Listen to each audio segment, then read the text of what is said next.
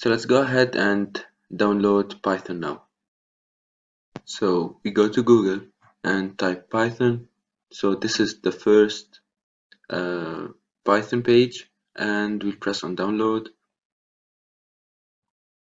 Python, and at the time I'm recording it is the 3.9.0 version, so I'll just press it and it will be downloaded. Now that we downloaded Python, let's go ahead and click on it. Let's wait a bit. We'll get install now.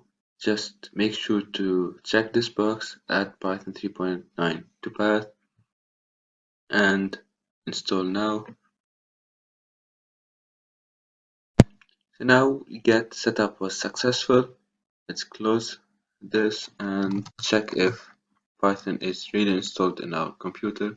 So just type Python, we get the Python version, which is 3.9.0. Now let's go ahead and download our Visual Studio, which is an integrated development environment. It's where we're going to create and run our Python code. So Visual Studio Code download, and we'll get this page and press on Windows since I'm using a Windows 10, and it will be downloaded. Now simply press on this and wait a bit. We'll get this license agreement.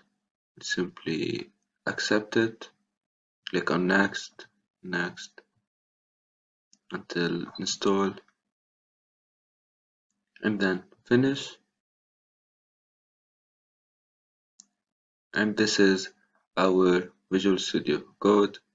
This is the welcome page, and here we can create our files or our Python code. So now that we have our Python and Visual Studio downloaded on our computer, see you in the next video.